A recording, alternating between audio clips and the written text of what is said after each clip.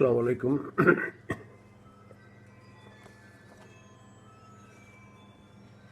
আজ ৩রা নভেম্বর,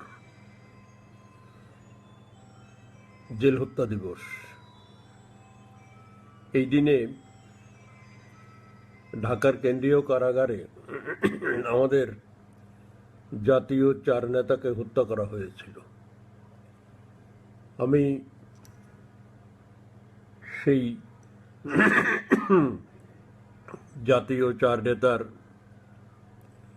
আত্মার মাগফিরাত কামনা করছি। সেই সঙ্গে আমি একটু এই সুযোগে স্মৃতিচারণ করতে চাই আমার নিজের একটু, এবং এগুলো আমার মনে হয় কিছুটা আমাদের ইতিহাসের সঙ্গে, ব্যক্তিগত ইতিহাসের সঙ্গে যুক্ত থাকতে পারে। যেহেতু আমাদের অতীতের, অর্থাৎ আজ থেকে 40 বছর আগের কিছু কিছু স্মৃতি, কিছু কিছু ঘটনা আছে যা আমাদের অঞ্চলের, বিশেষ করে ফেনী অঞ্চলের মানুষদের জানা থাকা দরকার। 40 বছর আগের ঘটনা মানে এই প্রজন্ম যারা জন্মই গ্রহণ করে নাই তাদের জন্য এটা বোধহয় কিছুটা প্রয়োজনীয়। এই দিনে, অর্থাৎ যেদিন জেল হত্যা সংঘটিত হয়েছিল, সেদিন আমি ঢাকা ক্যান্টনমেন্টের FIUর একটা ইউনিটের সেল বন্দী ছিলাম। আমাকে অক্টোবরের 75-এর অক্টোবরের কোনো একটা সময় নারায়ণগঞ্জের তুলারাম কলেজের কাছ থেকে রাত 3টায় একটি বাসা থেকে গ্রেপ্তার করে চোখ বেঁধে সরাসরি ক্যান্টনমেন্টে নিয়ে আসে এবং সেখানে একটানা 1 মাস 10 দিন আমাকে বন্দি রাখা হয়। আর সেখানকার বন্দি জীবন মানে একটা খাঁচার মধ্যে ঢুকিয়ে রাখা, সেখানে কোনো আলো নাই, বাতাস নাই, কোনো কিছু নাই, এক কাপড়ে এই 1 মাস 10 দিন কাটাতে হয়েছে। আলোর মুখ দেখিনি। আমার সঙ্গে যারা ছিল প্রায় 10-12 জন, 2-3টা কক্ষে, ছোট ছোট কক্ষ, সেগুলো থেকে বের করে নিয়ে নির্যাতন করেছে অনেককে, যে নির্যাতনে কেউ কেউ মারাই গেছে। কিন্তু আমি অনাহুত কোনো অসত্য তথ্য কথা এখানে বলবো না। কষ্টকর জীবন সেখানে ছিল, কিন্তু কী কারণে জানি না তারা আমার উপরে শারীরিক তেমন কোনো নির্যাতন করেনি।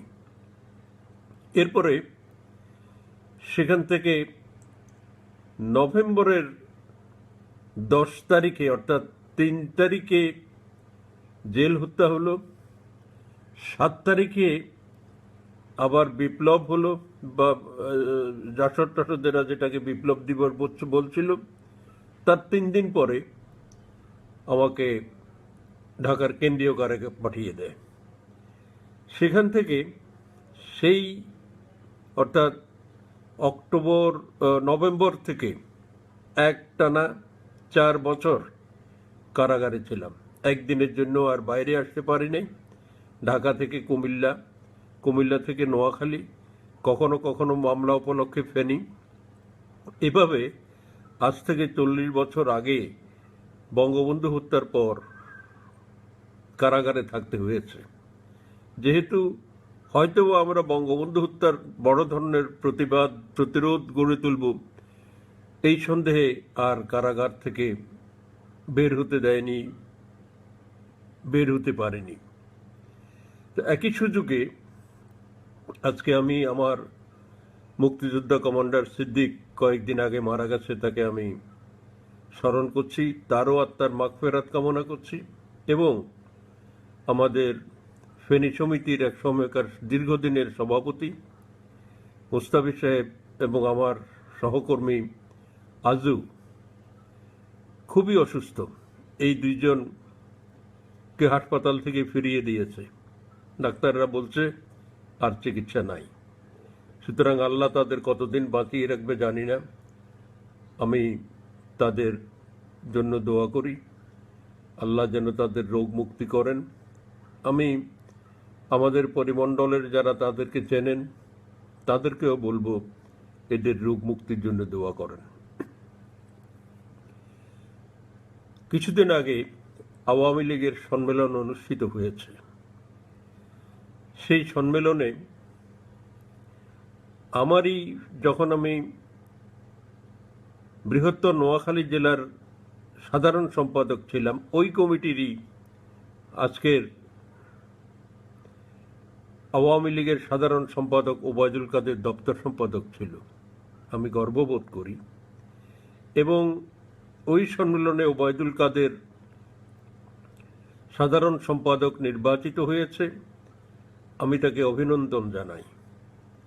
এবং আমি অবশ্যই বিশ্বাস করি ওবায়দুল কাদেরের কারণে আওয়ামী রাজনীতির আমূল পরিবর্তন আসবে, ফেনীর রাজনীতিরও আমূল পরিবর্তন আসতে বাধ্য। কারণ এখন রাজনীতিটা একটা রাজনৈতিক ধারায় চলবে, আগে কোনো রাজনৈতিক ধারায় চলতো না। যেহেতু আগে যিনি সাধারণ সম্পাদক ছিলেন তার সঙ্গে কেউ দেখা করতে পারত না, কথা বলতে পারত না, তিনিও কোনো জেলা শাখা, থানা শাখা, কোনো নেতাকর্মী কিংবা কমিটির কোনো খবর রাখতেন না। ফলে যে যেখানে যেমন ইচ্ছে তেমন করে দলকে চালিয়েছে। কিন্তু এখন অনিয়ম করলে কিংবা কিছু খারাপ করলে ওবায়দুল কাদেরের এটা গোচরীভূত হলে সঙ্গে সঙ্গে তিনি এটার ব্যবস্থা নেবার চেষ্টা করতে পারবেন, তিনি বুঝবেন। যেহেতু আগাগোড়াই একটা রাজনৈতিক চরিত্র, যার রক্তে মাংসে লোম কূপে কূপে শুধু রাজনীতি।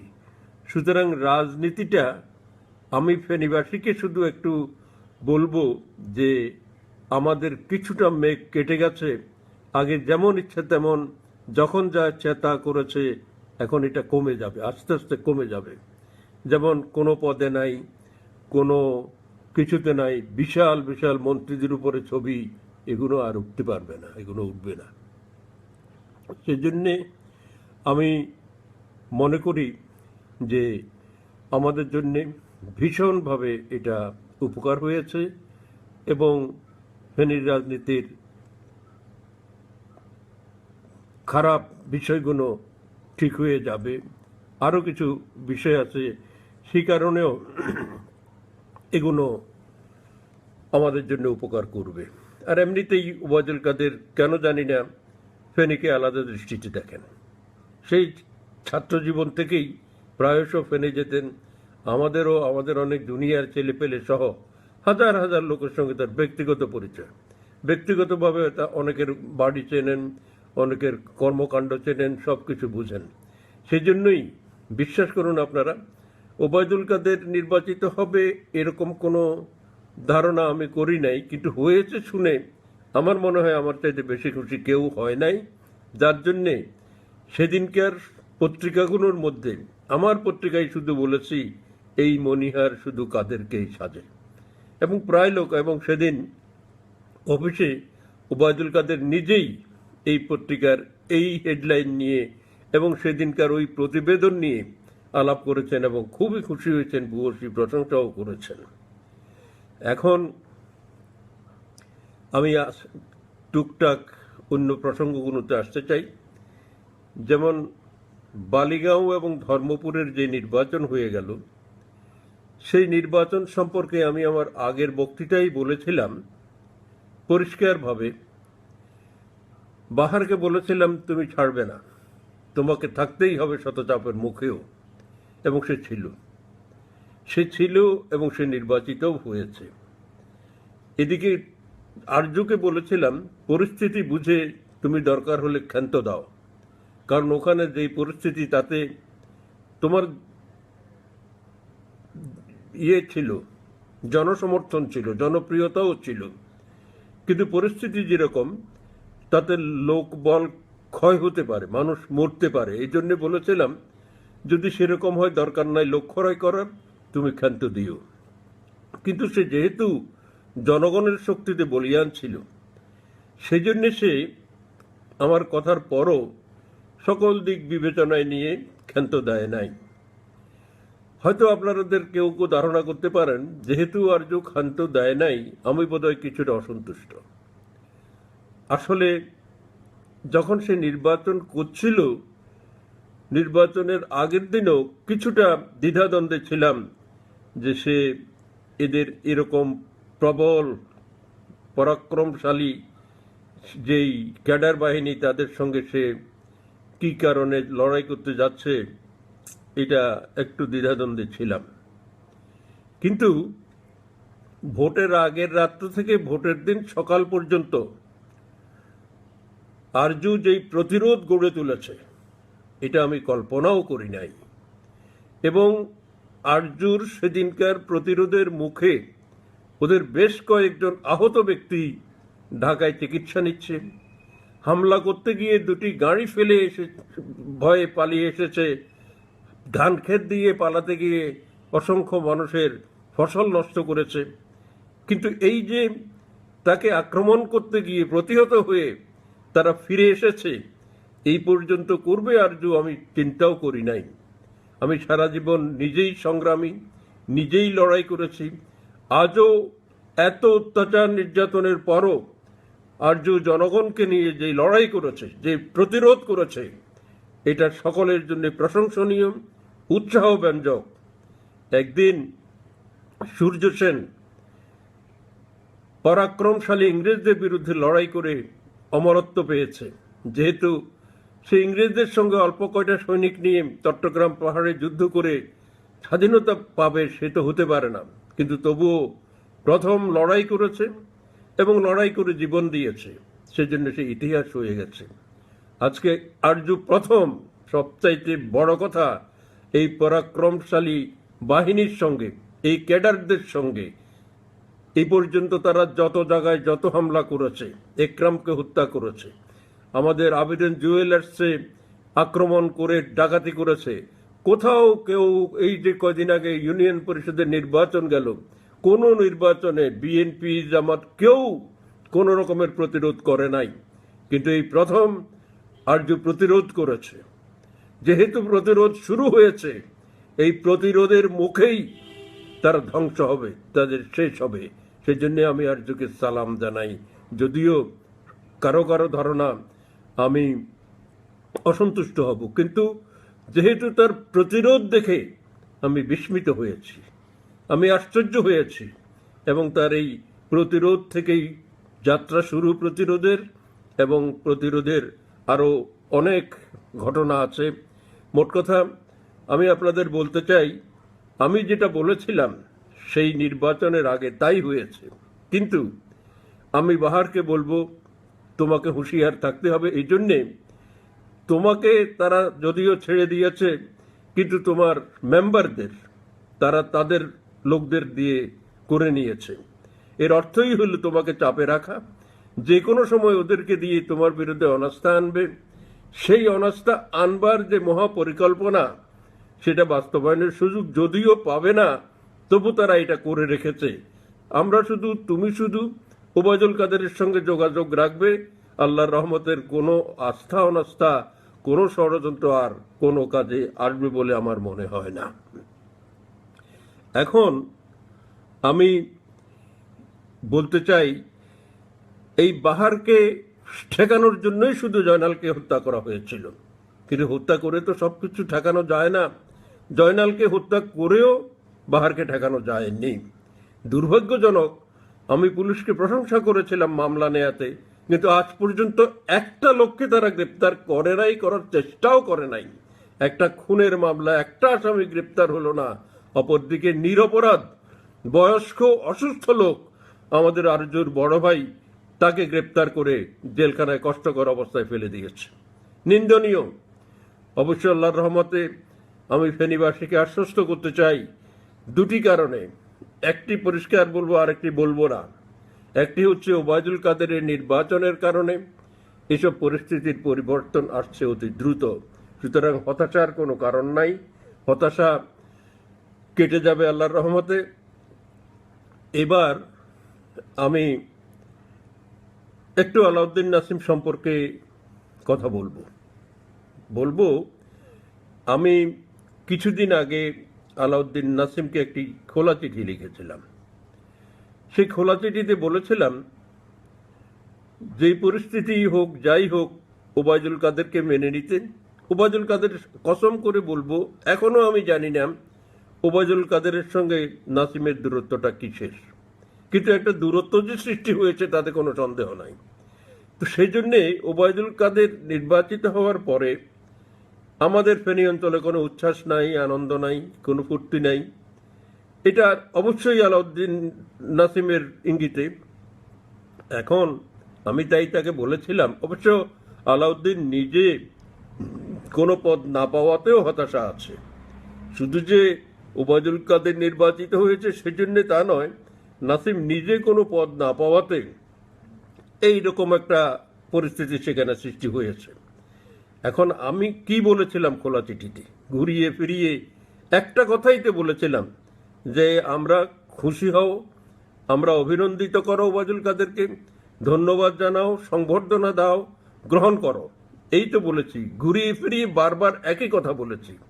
এতে আমি কি অপরাধ করেছিলাম তা জানি না, কিন্তু আলাউদ্দিন নাসিম তাতে তার একটা স্ট্যাটাস দিয়ে যেটা বলেছে সেটা অনভিপ্রেত। আচ্ছা, সেটা বলেছে, আমি খুব একটা মনে কষ্ট নিতে চাই না এই জন্য, কারণ তার মধ্যে এই মুহূর্তে তখন অনেক প্রত্যাশা ছিল, অনেক আশা ছিল, অনেক ভরসা ছিল, অনেক পত্রপত্রিকা লিখেছে সে বড় পদ পাচ্ছে, সে 1 নম্বর যুগ্ম মহাসচিব, এই সাধারণ সম্পাদক হচ্ছে ইত্যাদি। কিন্তু যখন হলো না, তখন তার মধ্যে একটা হতাশা, ক্ষোভ, রাগ ইত্যাদি সৃষ্টি হয়েছে। সেখান থেকেই তার এই হতাশার কারণে সে ওই স্ট্যাটাসটা দিয়েছে। আচ্ছা, যে জন্যই দিক, সে আমার অনেক ছোট, হয়তো ভুলও করতে পারে, অথবা ভুল তো সে করেই না, এতদিন তো সব আমরাই ভুল করেছি। তো যাই হোক, সে দিয়েছে। আমার পক্ষ থেকে অনেকে কমেন্ট করে সেটা অবশ্য উল্টাপাল্টা অনেক কথা বলেছে তাকে। আমি নিজে এটার পক্ষপাতে ছিলাম না, কিন্তু কারা কোথার থেকে কি কমেন্ট করছে এটা তো আর আমার নিয়ন্ত্রণে নাই, সে কথা নয়। এখন এই নাসিম এখনো আমার মনে হয় এরপরও সে হয়তো যতদিন যাবে তত দুঃখ কষ্ট চলে যাবে, কিন্তু তাকে আমি ছোট্ট করে একটা প্রশ্ন করতে চাই, রাজনীতিতে কি এরকম আছে বিজ্ঞাপন দিয়ে পদের জন্য অনুরোধ করা? এভাবে সমকালে বিশাল প্রথম পেজে বিজ্ঞাপন দিয়ে বলা হলো ফেনী জেলার পক্ষ থেকে যে আমরা আলাউদ্দিন নাসিমকে নেতৃত্বে দেখতে চাই, ইতিহাসে নাই। ভুল। আমরা তো মনে করি আলাউদ্দিন নাসিমের সঙ্গে নেত্রীর সার্বক্ষণিক যোগাযোগ আছে, কিন্তু এই বিজ্ঞাপন দিয়ে বোঝানো হলো যে নেত্রীর দৃষ্টি আকর্ষণ করার জন্য বিজ্ঞাপন লাগে, আলাউদ্দিন নাসিম সরাসরি পারে না। এটা তো আমাদের ধারণায় ছিল না। আর মোট কথা, এটা তো কালচার নয় রাজনীতি, বিজ্ঞাপন দিয়ে কি পথ চাওয়া। এর মধ্যে একটা মাস পরিশ্রম করেছে নাসিমের, তো এরকম মাঠে ঘুরে ফিরে দৌড়াদৌড়ি করে প্রতিদিন বিকেলে একবার মঞ্চের কাছে যাওয়া, প্রতিদিন একবার করে লোক কর্মীদের সঙ্গে যোগাযোগ করা, এটা যেহেতু কষ্ট করেছে সে, সেই কষ্টের ফল যখন ফলল না, সেটা তো আমরা কিছু জানি না, আমরা তো বাধা দিই নাই, আমরা ফেনীবাসী তো আপত্তি করি নাই। এখন নেত্রী জানে কেন তাকে করে নাই, কোথায় কি সমস্যা হয়েছে, কিন্তু বিজ্ঞাপন দিয়ে যেহেতু এটা বলেছে, এটা নিষেধ করা উচিত ছিল, এটা ঠিক হয় নাই।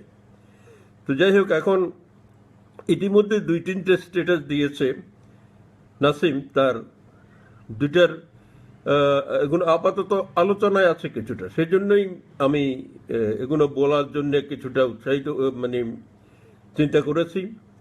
আরেকটা হচ্ছে, নাসিম ঠিক জাহাঙ্গীর আদিল যেদিন বেরিয়েছে সেদিনই আরেকটা স্ট্যাটাস দিয়ে বলেছে যে একরাম হত্যার আসামিরা বেরিয়ে যাচ্ছে, সে তাতে হতাশ, সে ফেনীর রাজনীতিতেও হতাশ। সে এটা মোট কথা সে কিছুটা তার প্রতিক্রিয়া ব্যক্ত করেছে খারাপ। এই নাসিম অবশ্য একরাম হত্যার পরপরই তার শোক দিবসে কান্নাকাটি করে বুক ভাসিয়ে কান্না, সাধারণ কান্না নয়, বলেছে একরাম হত্যার আসামিরা পার পাবে না। কিন্তু একরাম হত্যার আসামিরা পার পেয়ে গেছে। তাহলে এখন আমি প্রশ্ন করতে চাই, এদেরকে যে পার পাবে না বলে বারবার বলেছ, পার না পাওয়ার জন্য কি করেছ? তুমি কি কোনোদিন কোর্টের খবর নিয়েছ? তাদের কোর্টের কোথাকার কোন অবস্থা চলছে বলেছ? কোনোদিন কোথাও কোনো খবর রাখো নাই।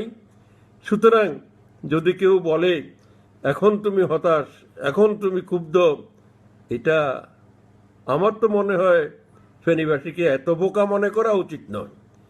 এইরকম অভিনয় আর না করা বোধহয় ভালো। এই সব কিছুর একটা সীমা আছে। একদিক দিয়ে তাদের আচ্ছা, জাহাঙ্গীর আদেল বেরিয়েছে, সেটার জন্য কোনো ক্ষোভ আছে কিনা বুঝতেছি না, যেহেতু জাহাঙ্গীর আদেলকে তো দেখা যাইতেছে তারা এখন গ্রহণ করছে না। অন্যদিকে জাহাঙ্গীর আদেল আর মিস্টার একাত্রে সারেন্ডার করলো। এখন জেলখানায় গোলযোগের জন্য মিস্টার রয়ে গেল, জাহাঙ্গীর আদেলকে কুমিল্লায় পাঠিয়ে দিল। এগুলো একটু ভিন্ন পরিস্থিতি সৃষ্টি করে।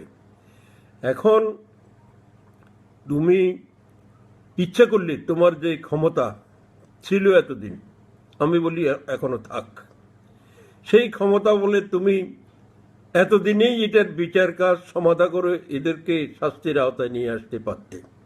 এটা করোনাই। করোনার মধ্যে প্রমাণ আমার কাছে এটা যে জাহাঙ্গীর আদেলের চার্জশিট হয়েছে,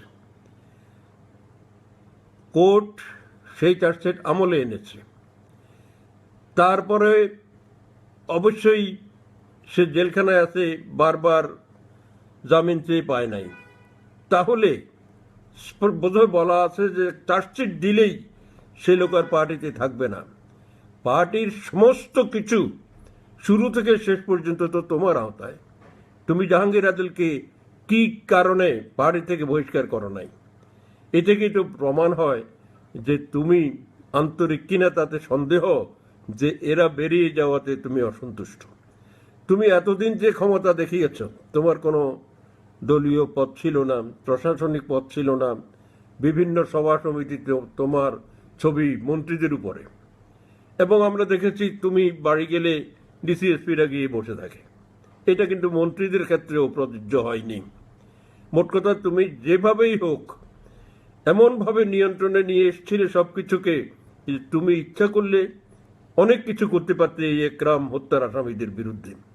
অন্যটা বাদ দিলাম, তুমি জাহাঙ্গীর আদেলের বেরোবার পর দিনই দুঃখটা প্রকাশ করেছ, কিন্তু যেই জেহাদ নিজে তার যেই অস্ত্র দিয়ে গুলি করেছে বলেছে, যে নিজে পুলিশের কাছে পুলিশকে নিয়ে তার ছোরাটা বের করে দিয়েছে, স্বীকার করেছে, সেই জেহাদ যখন বেরিয়েছে তখনও তো কই এটার বিরুদ্ধে কিছু করা হলো না, বরং অন্য কোনো তরফ থেকে মাঝে মধ্যে জামিন হওয়ার পরে সেই জামিন স্টে হয়েছিল।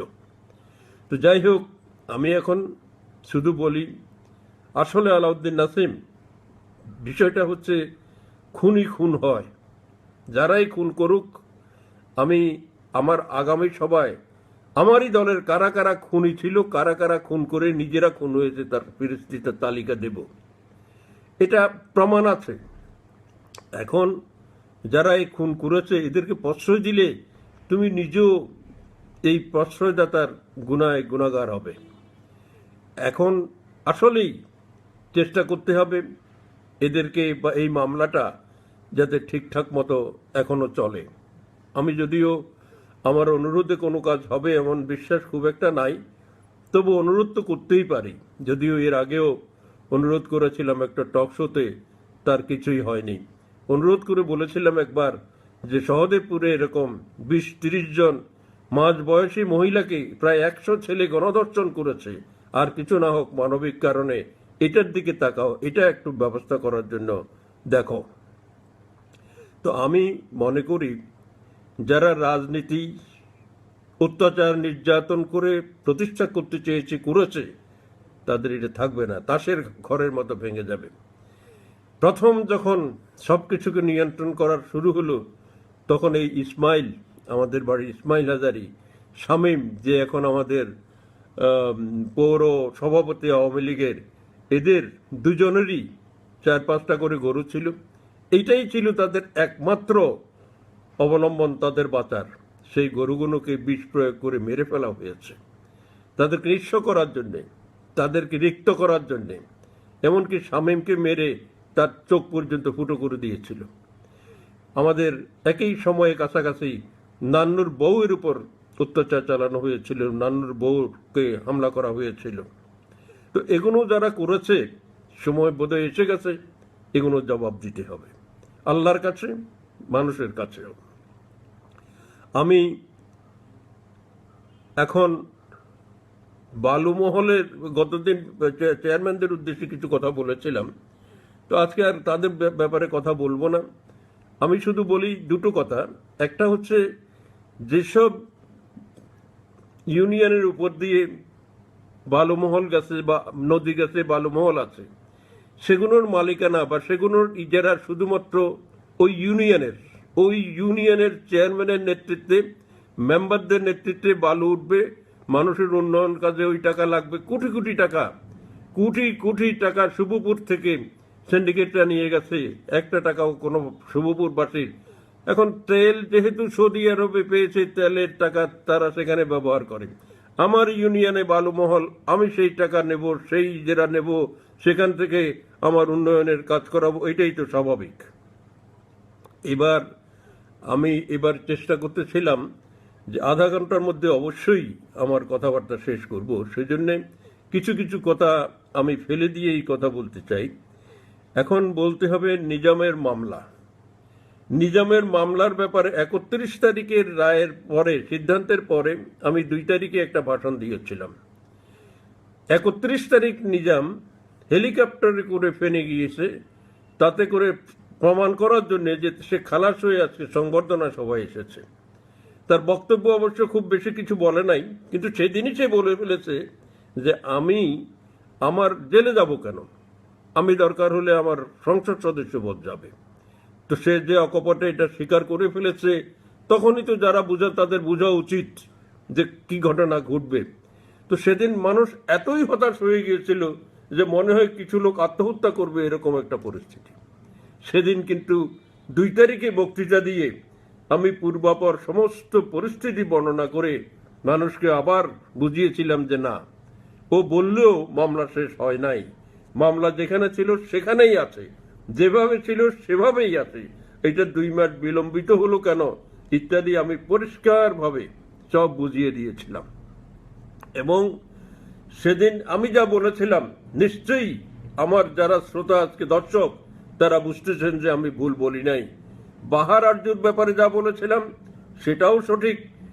এখন আমি নিজামের মামলার ব্যাপারে যেটা বলেছিলাম সেটাও সঠিক, যেহেতু আজকে সেই মামলা আবার কোর্টে উঠেছে এবং আগামী 14 তারিখে, মাসের নয়, এই মাসের 14 তারিখে আবার এটার দিন ধার্য করা হয়েছে।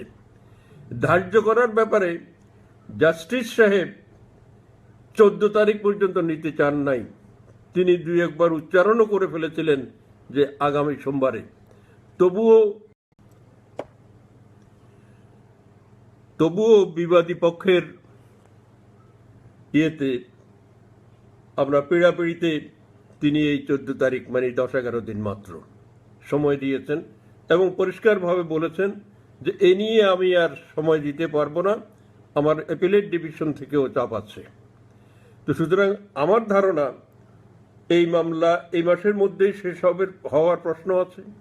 এই মাসের মধ্যে না হলেও 16ই ডিসেম্বরের মধ্যে মামলাটি নিষ্পত্তি হয়ে যাবে বলে আমার ধারণা।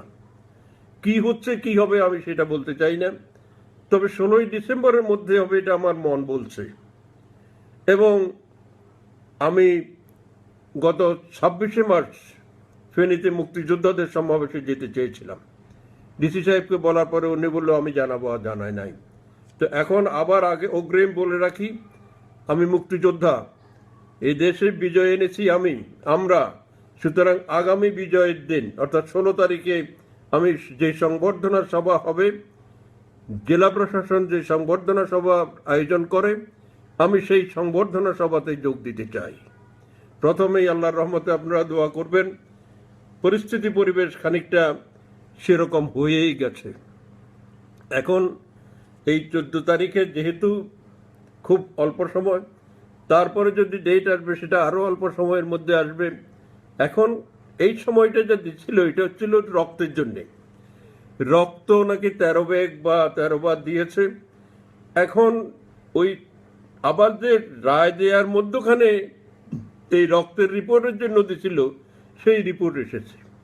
সেই রিপোর্টে বলেছে, সন্ধানীরা বলছে যে এটা অনেক দিনের আগের ব্যাপার, আমাদের কর্মচারীরা নাই, অফিস নাই, কাগজপত্র কোথায় গেছে জানি না, আমরা এটা এভাবে পারবো না। আবার জেলখানারা বলেছে যে আমাদের কাছে এরকম কোনো জেলখানা থেকে কোনো রক্ত দেওয়ার কোনো কিছু আমাদের কাছে প্রমাণ নাই।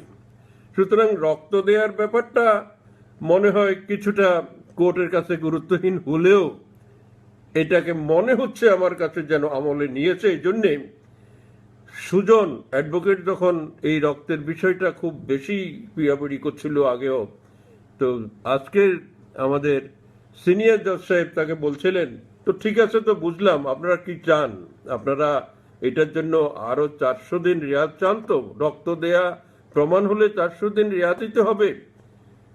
তো বোধহয় এরকম সম্মতি দিলেন উকিল সাহেব। তো তিনি বললেন আচ্ছা ঠিক আছে, দেখা যাক।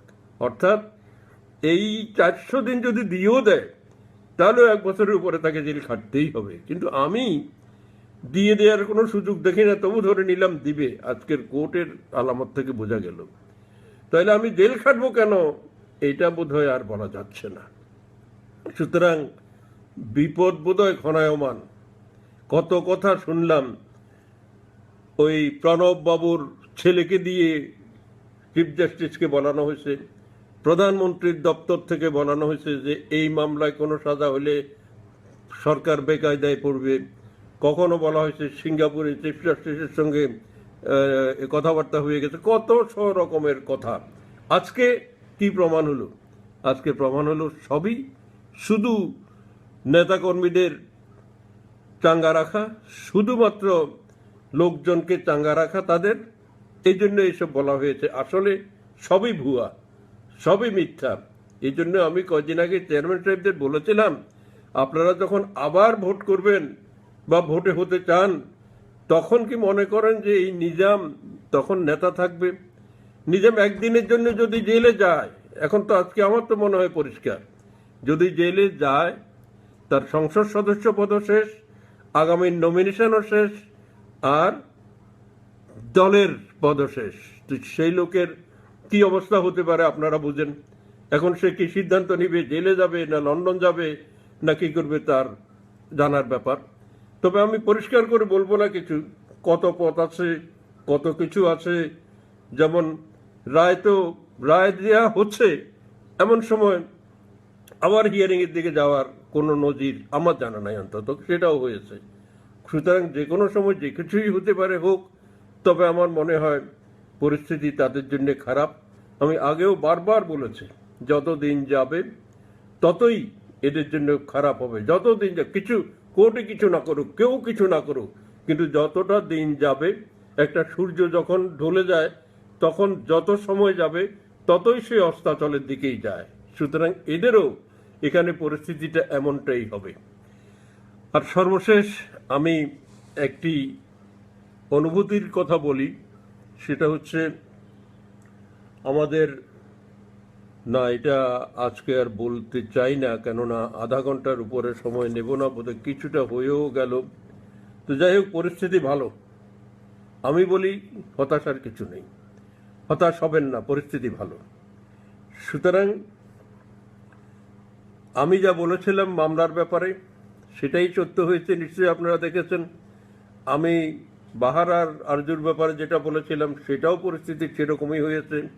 সেই জন্যে একেবারে ছোট্ট কবিতাটি দিয়ে শেষ করি। এটা হলো, বেজে উঠল কি সময়ের ঘড়ি, এসো তবে আজ বিদ্রোহ করি, আমরা সবাই যে যার প্রহরী। উঠুক ডাক সাগরে পাহাড়ে, উঠুক তুফান গরিবের হাড়ে। জয় বাংলা।